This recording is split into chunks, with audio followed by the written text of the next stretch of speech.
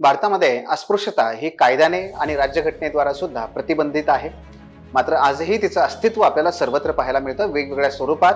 आणि असंच एक स्वरूप आहे महिलांच्या संदर्भातलं. मित्रांनो, मी चर्चा करतोय सर्वोच्च न्यायालयातल्या न्यायमूर्ती बी नागरत्न यांनी जे नुकतेच उद्गार काढलेले आहेत सबरीमला मंदिराच्या केसमध्ये त्याबाबत.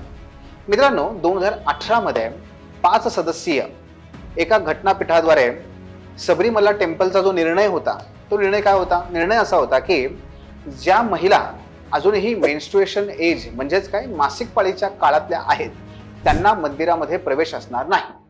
का? कारण त्या काळामध्ये महिला ह्या सर्वाधिक अशुद्ध असतात. मग यालाच या सर्वोच्च न्यायालयाद्वारे घटनाबाह्य ठरवण्यात आलं आणि बेकायदेशीर ठरवून त्याला तिथे म्हणजे या मंदिरामध्ये महिलांना संपूर्णपणे मुक्त प्रवेश देण्यात आला. मात्र मित्रांनो, त्याच्या विरोधात अनेक प्रकारच्या याचिका दाखल करण्यात आल्या, ज्याच्यावरती आता अंतिम सुनावणी सुरू आहे.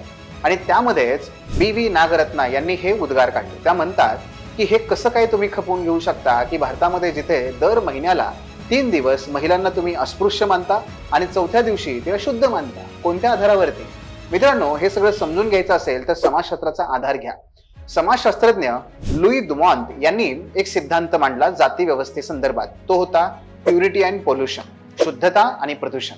त्यात ते असं म्हणतात की भारतीय जाती व्यवस्था ही याच तत्वावर आधारित आहे, जिथे ब्राह्मणांना सर्वोच्च शुद्ध मानलं जातं तर अस्पृश्यांना हे सर्वाधिक प्रदूषित आहेत असं मानलं जायचं.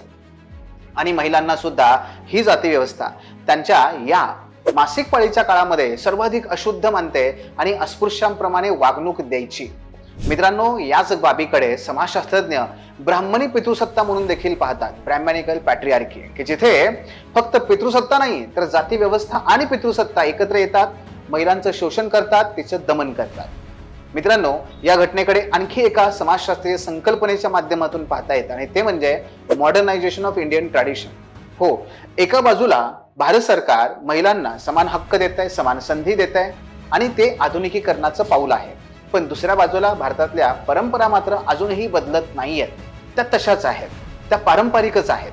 आणि त्यामुळे या दोघात जो गॅप निर्माण होतो त्याला सांस्कृतिक पाश्चायन म्हणजेच कल्चरल गॅप म्हणतात, कल्चरल लॅग म्हणतात. आणि हा लॅग कसला आहे? तो म्हणजे अपेक्षा वेगळ्या आहेत आणि वास्तविक स्थिती मात्र वेगळी आहे. मित्रांनो, तुम्हाला या सर्व बाबीवर किंवा ह्या सर्व मुद्द्यावरती काय वाटतं?